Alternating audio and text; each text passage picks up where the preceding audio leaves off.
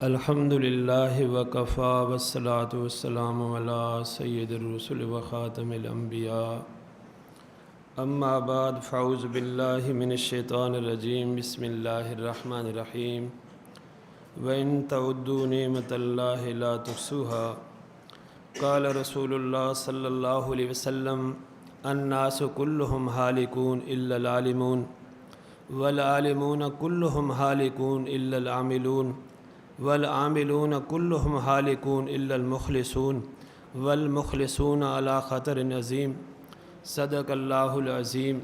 سارے بھائی درود پاک پڑھ لیں۔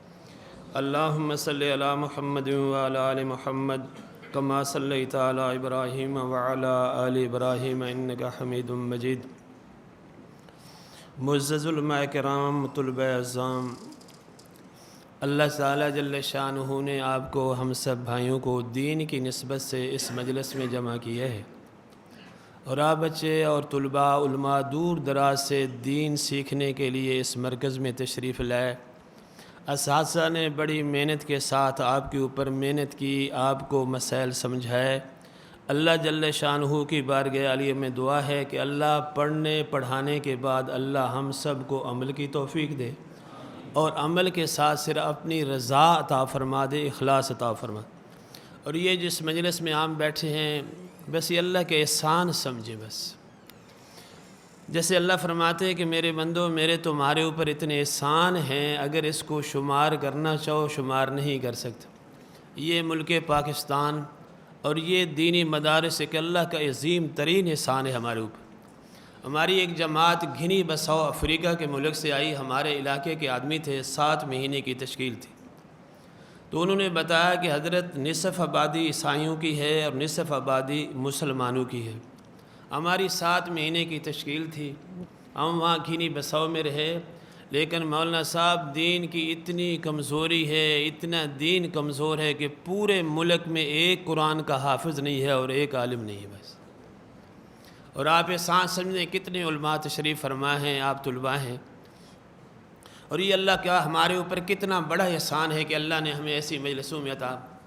حضرت عمر فاروق رضی اللہ تعالیٰ فرماتے ہیں کہ ایک بندے کے اوپر وادی تہامہ کے پہاڑوں کے برابر گناہ ہوتے ہیں، اور یہ مجلس کتنی برکت ہے۔ وہ گھر سے چلتا ہے، علماء کی مجلس میں آتا ہے، دین کی بات سنتا ہے، اپنے دل میں اللہ کا ڈر محسوس کرتا ہے، اپنے گناہوں پہ توبہ کرتا ہے، یہ واپس اس حال میں ہوتا ہے کہ اللہ اس بندے کے زندگی کے سارے ہی گناہ معاف کر دیتے ہیں۔ بس یہ ایسی مجلس ہے۔ اللہ پاک جل شانہ ہم سب کو دین کا علم، یہ تو ایک نعمت ہے۔ ہم لاہور پڑھتے تھے نا، ہمارے استاد جی صوفی سرور صاحب رحمہ اللہ فرماتے تھے کہ یہ دین کیا نعمت ہے۔ فرماتے یہ دین آسمان سے آیا ہے، جتنا زمین سے آسمان بلند ہے، اللہ کو راضی کرنے کے لیے اس دین کے ساتھ لگو گے، اللہ تمہیں دنیا میں بھی بلند کرے گا، اللہ تمہیں کل قیامت والے دن بھی بلند کرے گا۔ بس یہ دنیا دین سے آباد ہے، استاد فرماتے، اور دین علم سے آباد ہے۔ جب تک دین کا علم رہے گا، دین رہے گا، دین رہے گا، دنیا رہے گی، اور جب کہ دین کا علم نہیں رہے گا پھر دین نہیں رہے گا، جب دین نہیں رہے گا پھر دنیا بھی نہیں رہے گی۔ یہ دین کی وجہ سے آباد، اور دین علم سے۔ آپ صلی اللہ علیہ وسلم ارشاد فرماتے قال رسول اللہ صلی اللہ علیہ وسلم الناس كلهم هالكون الا العالمون۔ فرمایا ساری انسانیت ہلاک ہونے والی ہے، علم والے لوگ بچیں گے بس۔ اب علم کی کتنی قدر ہے۔ حدیث میں آتا ہے من خرج فی طالب العلم فہو فی سبیل اللہ حتی یرجع۔ فرمایا جو بندہ گھر سے دین سیکھنے کے لیے چل پڑتا ہے، اللہ اس بندے کو واپس گھر پہنچتے تک وہی ثواب عطا کرتے ہیں جو اللہ مجاہد کو جہاد فی سبیل اللہ میں عطا کرتے ہیں۔ اور وہاں فرمایا لغدوۃ فی سبیل اللہ او روخۃ خیر من الدنیا وما فیہا۔ ایک صبح شام اللہ کے راستے میں لگا دینا دنیا اور وما فیہا سے بہتر ہے۔ دین کا علم اللہ نے کتنی بڑی نعمت بنایا ہے، اور دین کا علم ایک ایسی نعمت ہے عمر فاروق جیسی ہستی کو خاموش ہونے پہ مجبور کر دیتے۔ بس امیر المومنین رات کو ایک مرتبہ گشت کر رہے تھے، ایک مقام پہ پاس سے گزرے ہیں، اور اندر سے ایک بچی کے گنگنانے کی، اشعار پڑھنے کی آواز آ رہی ہے۔ امیر المومنین آواز دی کون ہے اس کے اندر گھر کے اندر اور کیا پڑھ رہے ہو بھائی؟ جب بچی کے کانوں پہ آواز پہنچی تو وہ خاموش ہو گئی، پہچان گئی کہ امیر المومنین عمر فاروق تشریف فرمائے۔ اب دوبارہ آواز دی تو بچی خاموش ہے، ڈر گئی، زیادہ سخت لہجے سے آواز دی تو اس لڑکی نے آگے سے جواب نہیں دیا۔ امیر المومنین دیوار پھلانگ کر اندر آ گئے، فرمایا تو کیا گناہ کر رہی تھی؟ اس بچی تو اس کو پتہ تھا لڑکی کو کہ امیر المومنین ہیں، ویسے جلدی فیصلہ نہیں کریں گے۔ اس نے عرض کی امیر المومنین آپ مجھے کہہ رہے ہیں گناہ کر رہی تھی، تو اس وقت آپ نے 3 گناہ کیے ہیں، مجھے 1 گناہ کا تھا، آپ نے 3 گناہ اس وقت کیے۔ امیر المومنین خاموش ہو گئے، تھوڑی دیر کے بعد فرمایا بہن وہ میں نے 3 گناہ کون سے کیے مجھے بتاؤ۔ اس نے کہا جی پہلا گناہ آپ نے یہ کی ہے کہ میں اجنبی لڑکی ہوں، آپ نے میرے ساتھ خلوت کی ہے، یہ آپ کا سب سے پہلا گناہ ہے۔ بس خاموش ہو گئے۔ دوسرا گناہ یہ کی ہے، اللہ فرماتے وَاتُوا الْبُيُوتَ مِنْ أَبْوَابِهَا، جب کسی کے گھر جاؤ تو دروازے سے آؤ، تم دروازے سے نہیں ہے، تم چھت پھلانگ کر اندر آ گئے۔ تیسرا اللہ فرما رہے لا تدخلوا البیوت حتی تستانسوها ولا وتسلموا، فرمایا جب کسی کے گھر جاؤ داخل ہو اجازت لو اور اس کے اوپر سلام کہو۔ بھائی نہ تم نے اجازت لی ہے نہ تم نے سلام کہا ہے اور بغیر اجازت آپ گھر کے اندر داخل ہو گئے۔ امیر المومنین خاموش ہو گئے اور واپس چلے گئے۔ رات گزری، رات کو اللہ کے سامنے گڑ گڑا کر روئے اور اللہ پاک سے معافی مانگی گئی، اللہ غلطی ہے معاف کر دے، اللہ غلطی نہیں تھی۔ تو اللہ پاک نے سینہ کھولا کہ وہ معاف ہے۔ بس صبح بچی کو بلایا اس دربار میں، فرمایا بہن میں نے وہ جو رات والی بات تھی میں نے اپنے اللہ سے معافی مانگی ہے، اللہ نے مجھے معاف کر دی ہے، مجھے بتائیں کہ تو رات کو کیا پڑھ رہی تھی؟ تو اس لڑکی نے جواب دیا امیر المومنین میں کوئی غلط عورت نہیں ہوں، میری نئی شادی ہوئی ہے، ابھی 15 دن نہیں گزرے تھے کہ آپ نے میرے خامد کو محاذ پہ جہاد کے لیے بھیج دیا، بس تو میں اس کی محبت میں اشعار پڑھ رہی تھی۔ امیر المومنین نے جواب دیا کہ بہن تو نے بالکل سچ کہا ہے، بیوی سے مشورہ کیا اور آئندہ کے لیے یہ قانون بنا دیا کہ جس آدمی کی نئی شادی ہوگا وہ 40 دن سے زیادہ محاذ پہ نہیں رہ سکے گا۔ دین کا علم ایک اللہ نے بہت بڑی نعمت بنایا ہے۔ دین کا علم یہ جو اس وقت پوری دنیا کے اندر مسلمان اس وقت مظلوم ہے، اس مظلومیت سے نکلنے کا صرف ایک ہی راستہ ہے، وہ ہے اللہ کا دین۔ اس دین کو سمجھا جائے اور اس سے کو پڑھا جائے، اس پہ عمل کیا جائے، پھر اللہ سے دعا مانگے، اس کے ذریعے اللہ اس پستی سے نکال سکتے۔ بس اس پہ حضرت قاری محمد طیب صاحب رحمہ اللہ نے ایک واقعہ بیان کیا حدیث پاک کا کہ بنی اسرائیل یا بنی اسرائیل اذکروا نعمتی التی انعمت علیکم وانی فضلتکم علی العالمین، بنی اسرائیل کو اللہ پاک نے اپنی نعمتیں یاد دلائیں کہ میں نے تمہارے اوپر انعام کیا، میں نے تمہیں جہانوں پہ فضیلت عطا کی، بڑے بڑے ہزاروں انبیاء اللہ نے بنی اسرائیل میں پیدا کر دی، لیکن جب یہ دولت زیادہ آتی ہے، عیش پسندی بڑھتی ہے اور انسان اس سے گناہوں کی طرف میل ہوتا ہے۔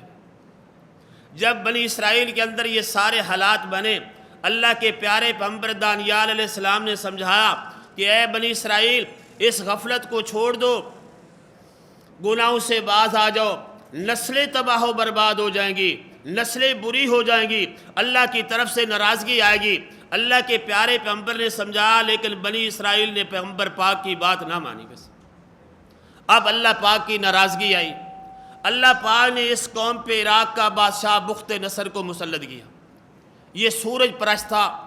جب تک انسان کے دل میں توحید اللہ کی وحدانیت ہوتی ہے، دنیا کی قومیں اس سے ڈرتی ہیں، جب توحید نکل جاتی ہے پھر اللہ غیر قوموں پہ اس بندے پہ مسلط کر دیتے ہیں، ان لوگوں پہ۔ اب اس نے بنی اسرائیل پہ حملہ کیا، 70,000 بنی اسرائیل قتل کر دیے، 70,000 آدمی گرفتار کر لیے، لاکھوں عورتوں کے پیٹ چاک کیے گئے، بچوں کو نکال کر نیزوں کے نوک پہ لٹکایا گیا، لاکھوں عورتوں کی آبرو ریزی کی گئی، تورات کو پاؤں کے نیچے روندا گیا اور بیت المقدس کے اندر گھوڑوں کو باندھا گیا اور یہ 70,000 آدمیوں کو گرفتار کر کے بغداد لے گیا۔ ان میں اللہ کے پاک پیغمبر حضرت دانیال علیہ السلام بھی تھے۔ ہاتھوں میں بیڑی ہاتھ کڑی ہیں، پاؤں میں بیڑی ہیں، اور جا کر بغداد کے اندھیرے کوہوں کے اندر حضرت دانیال علیہ السلام اور بنی اسرائیل کو ڈال دیا گیا۔ اللہ کے پاک پیغمبر نے بنی اسرائیل کو سمجھایا کہ میں تمہیں سمجھاتا تھا کہ اللہ کی ناراضگی سے باز آ جاؤ، اب تم باز نہیں ہے، تم نے خود بھی اپنے آپ کو برباد کر دیا اور مجھے بھی خراب کر دی۔ بس اب قوم معافی مانگنے لگ گئی کہ اللہ کے پاک پیغمبر اللہ سے دعا کرے اللہ اس عذاب سے نجات عطا فرما دے۔ اللہ کے پیارے پیغمبر نے فرمایا کہ میں اپنے اللہ سے تمہارے لیے اس عذاب سے نجات کی دعا کروں گا۔ پیارے پیغمبر نے اللہ پاک سے دعا مانگی، اور وہ قید خانے بھی کیا تھے، آج تو بھائی پنکھے لگے ہوئے ہوتے ہیں، ساتھ لٹرینے ہیں، ساتھ کھانے کا بھی انتظام ہے، وہ تو اندھیرے کنویں تھے، ریت والا آٹا، نہ وہ کوئی کیڑے مکوڑے، اور بندہ زندگی میں مرنے سے پہلے بھی مر جاتا۔ بس پیارے پیغمبر وہاں کنویں کے اندر موجود ہیں۔ اب اللہ پاک سے دعا مانگی، اللہ پاک نے اس عذاب سے نکلنے کی صورت پیدا کر دی۔ بخت نصر کو خواب آیا، اور خواب وہ دیکھ کر خواب بھول گیا۔ اب صبح ہوئی، بخت نصر بڑا پریشان ہے، اس نے اپنے کاہن نجومی بلائے اور ان کو کہا کہ مجھے خواب آیا ہے رات کو، اور میں خواب بھول گیا ہوں، مجھے میرا خواب بھی بتاؤ اور میرے خواب کی تعبیر بھی بتاؤ۔ انہوں نے کہا بخت بادشاہ سلامت، ہمیں کیا پتہ ہے کہ تجھے خواب کیا ہے؟ اس نے کہا تم غیب دانی کے دعوے کرتے تھے، میں نے تمہارے اوپر لاکھوں اور کروڑوں روپے خرچ کیے ہیں، اگر میرا خواب اور تعبیر نہیں بتاؤ گے 3 دن کے بعد میں تمہیں اور تمہارے خاندانوں کو تہس نہس کر دوں گا۔ بس اب یہ بات چلتی چلتی حضرت دانیال علیہ السلام کو پہنچ گئی۔ اللہ پاک نے پیارے پیغمبر کو خواب بھی بتا دیا اور اللہ نے خواب کی تعبیر بھی بتا دی۔ اب جب جیل میں تشریف لائے دانیال علیہ السلام، تو وہاں اللہ سے تعلق بنی اسرائیل بھی اپنی غلطیوں پہ پچھتا ہے، اور اللہ نے اس کنویں کو خانقاہ کی صورت بنا دیا، اللہ کا ذکر۔ اب جیل کا جو بڑا افسر تھا نا، وہ حضرت دانیال علیہ السلام کا بہت بڑا معتقد بن گیا۔ بس پیارے پیغمبر نے اس جیلر کو فرمایا بھئی بات یہ ہے، بخت نصر کو آیا خواب، اور خواب آ کر وہ خواب بھول گئے ہے، اب وہ پریشان ہے، مجھے جاؤ اس کے پاس، مجھے خواب بھی آتا ہے، اس کے خواب کی تعبیر بھی آتی ہے، اور جا کر تو بتائے گا۔ بادشاہ پریشانی میں مبتلا ہے، اس میں تیرا بھی فائدہ ہوگا، میرا بھی فائدہ ہوگا۔ تیرا فائدہ یہ ہوگا کہ بادشاہ کو میرے سوا اسے کوئی خواب کی تعبیر نہیں بتا سکتا، وہ تیرے عہدے میں ترقی دے دے گا، تجھے عہدے پہ فوج اور زیادہ ترقی اور پیسہ ملے گا، مجھے فائدہ یہ ملے گا کہ ہمیں اس عذاب سے نجات مل جائے گی۔ بس جیلر نے کہا بات تو یہ ہے دانیال، واقعی مجھے اعتقاد ہے کہ آپ کے سوا کوئی نہیں بتا سکتا، لیکن اگر آپ نہ بتا سکے پھر آپ کی بھی پٹائی ہوگی تو میری بھی پٹائی ہوگی۔ فرمایا جاؤ بے جھجک جا کر بادشاہ سے کہو۔ اب یہ جیلر پہنچ گیا، اس نے جا کر اس بخت نصر کو بتایا کہ میری جیل کے اندر ایک آدمی ہے جس کو تیرا خواب بھی آتا ہے اور تیرے خواب کی تعبیر بھی آتی ہے۔ بادشاہ بڑا خوش ہو گیا، اس نے کہا ابھی اس کو نکال کے میرے پاس لاؤ۔ بیڑیاں اتاری گئیں، شاہی لباس پہنایا گیا، اور حضرت دانیال علیہ السلام کو اس دربار کے اندر لایا گیا۔ بادشاہ کے دربار کا قاعدہ یہ تھا کہ جو بھی آتا وہ اس کو سجدہ کرتا۔ یہ اللہ کے پاک پیغمبر ہیں، سجدہ نہیں کیا، بس اپنے مطابق سلام کر کے حضرت بیٹھ گئے۔ بس تھوڑی دیر کے بعد اس نے ساری مجلس ختم کر کے حضرت کو تنہائی میں لے گیا۔ اس نے کہا جی آپ میرے خواب سے پہلے یہ بتائیں کہ آپ نے مجھے سجدہ کیوں نہیں کیا؟ اللہ کے پیارے پیغمبروں کو اللہ عقل بھی کامل دیتے ہیں، علم بھی کامل دیتے ہیں، اور عمل بھی اللہ کامل عطا کرتے ہیں۔ ساری امت کی عقلیں مل جائیں، یہ ایک پیغمبر کی عقل کا مقابلہ نہیں کر سکتے۔ تو اللہ کے پیارے پیغمبر نے بات کی۔ اس طرح یہاں لکھا کہ نبی پاک صلی اللہ علیہ وسلم کے پاس ایک آدمی آیا، صحابی رسول، عرض کرتے یا رسول اللہ صلی اللہ علیہ وسلم مجھے میرے پڑوسی نے بہت تنگ کر دیا ہے، میرے لیے اس نے بڑی پریشانی کھڑی کی ہے، آپ صلی اللہ علیہ وسلم نے فرمایا ایسے کرو، اپنا سارا سامان اٹھا کے سڑک پہ رکھ دو اور اس کے اوپر بیٹھ جانا، جو بھی گزرے نہ پوچھے کیوں بیٹھے ہو گھر چھوڑ کر، کہنا مجھے پڑوسی نے بہت تنگ کیا ہوا ہے، اللہ کے پیارے پیغمبر نے فرمایا کہ سامان رکھ کر سڑک پہ بیٹھ جاؤ بس۔ جو بھی پوچھتا کیوں بیٹھے ہو بات بتاتا، وہ لعنت پہ لعنت۔ شام کو جناب پڑوسی عاجز آ گیا، منتیں کرنے لگ گیا، خدا کے لیے اپنا سامان لے جاؤ واپس، زندگی پوری میں ایک لفظ بھی تجھے نہیں کہوں گا بس۔ اب پیارے پیغمبر نے ایک بڑی عجیب فرمایا، بھائی ایک میرا رب ہے، یہ نہیں کہ مجھے وہی یہ جو میں نے ابھی تیرا خواب بتانا ہے نا، یہ کوئی میرا ذاتی علم نہیں ہے، یہ میرے ایک رب کا دیا ہوا علم ہے، اسی نے مجھے تیرا خواب بتایا ہے، اسی نے خواب کی تعبیر بتائی ہے۔ اگر میں تجھے سجدہ کرتا تو وہ میرا رب مجھ سے ناراض ہو جاتا، وہ مجھ سے میرا اپنا علم چھین لیتا، تو اپنی پریشانی میں ہلاک ہو جاتا اور میں اپنی پریشانی میں برباد ہو جاتا۔ اس لیے میرے نا سجدہ کرنے میں تیرا بھی فائدہ ہے، میرا بھی فائدہ ہے۔ اس بخت نصر نے حضرت کے ہاتھ چوم لیے، کہنے لگا میں نے اتنا بڑا عقل مند انسان آج تک نہیں دیکھا، اور اتنا بڑا اپنے رب کو ماننے والا بھی نہیں دیکھا۔ اب کہتے ہیں کہ آپ کو میرا خواب آتا ہے؟ فرمایا بالکل آتا ہے۔ کیا خواب ہے؟ فرمایا تو خواب دیکھتے ہے، ایک بت ہے، زمین سے لے کر آسمان تک اس کا قد ہے، پاؤں زمین پہ ہیں، سر اس کا آسمانوں سے لگا ہوا ہے، ایک کندھا مشرق میں ہے اور ایک کندھا مغرب میں ہے، اس بت نے پورے کا پورا خلا بھرا ہوا ہے۔ تو حیران ہے کہ اس کے بنانے والا کو کتنی بڑی ذات بڑی ہے جس نے اتنا بڑا بت بنا دیا۔ اس کا چہرہ سونے کا ہے، اس کا جناب اللہ پیٹ جو ہے، سینہ یہ چاندی کا ہے، اور اس کا پیٹ یہ پتل کا ہے، اس کی رانیں تانبے کی ہیں، اس کی پنڈلیاں لوہے کی ہیں، اور اس کے پاؤں مٹی کے ہیں، اور تو اس کو دیکھ کر حیران ہے۔ یک لخت اوپر سے ایک پتھر آتا ہے، وہ سارے اس جناب اللہ بت کو ریزہ ریزہ کر دیتے ہیں، سونا چاندی تانبا پتل لوہا سب مکس ہو جاتا ہے بس۔ پھر وہ پتھر پھیلتا ہے اور پورے کے پورے خلا کو وہ پتھر بھر دیتا ہے بس۔ یہ تو نے خواب دیتا۔ اس نے کہا ذات کی قسم میں نے یہی خواب دیکھا ہے جو خواب تو نے بتایا مجھے۔ اب اس کی تعبیر فرمایا، اس کی تعبیر یہ ہے کہ اس میں اصل قوموں کی اللہ پاک نے تہذیب و تمدن دکھایا تجھے۔ سب سے اونچی کے پہلے جو تمدن آیا وہ عراق میں آیا ہے، اور تیری قوم کو سونے سے تشبیہ دی ہے۔ پھر اس کے بعد تیرے بیٹے کی یہ قوم آئے گی، وہ چاندی کی طرح ہوگی، اور جاپانی اور چینی لوگ، اور یہ جو آپ نے دیکھا ہے کہ رانے تانبے کی ہوں گی، اس سے حجازی عربی اور شامی لوگ مراد ہیں۔ یہ جو تو نے پنڈلیاں دیکھی لوہے کی، اس سے مراد لوگ ہیں یہ حبشی لوگ، تترونی لوگ، اور یہ جو تو نے پاؤں مٹی کے دیکھے، اس سے آخر میں 2 عورتوں کی حکومت ہوگی، اور وہ کمزور ترین حکومت ہوگی۔ دنیا میں اونچ نیچ کا دور چل رہا ہوگا، ہر کہے گا کہ میری قوم تمہاری قوم سے اوپر ہے۔ آخر میں جو تو نے پتھر دیکھا وہ اللہ کے آخری پاک پیغمبر کا دین اس دنیا میں آئے گا۔ جس طریقے پتھر نے آ کر پورے کے پورے بت کو ریزہ ریزہ کر دیا، وہ اللہ کے پاک پیغمبر کا دین دنیا میں آئے گا، اور وہ ساری کائنات کی اونچ نیچ کو ختم کر کے رکھ دے گا بس۔ پھر تو نے دیکھا کہ وہ پتھر پھیلا ہے اور پوری کائنات کو اس نے بھر دی ہے، پھر وہ اللہ کا پاک پیغمبر کا دین دنیا میں پھیلے گا، اور پوری کائنات میں اللہ کے پاک پیغمبر آخری کا دین پھیل جائے گا بس۔ اب دین کا علم دیکھیں، اس نے کہا دانیال بات یہ ہے کہ آج کے بعد میں بخت نصر کا بھی کوئی کام تیرے آرڈر کے سوا نہیں ہوگا بس۔ میں بادشاہ بھی چاہوں گا، میرے بادشاہ کا کام وہ ہوگا جب تیری اجازت ہوگی۔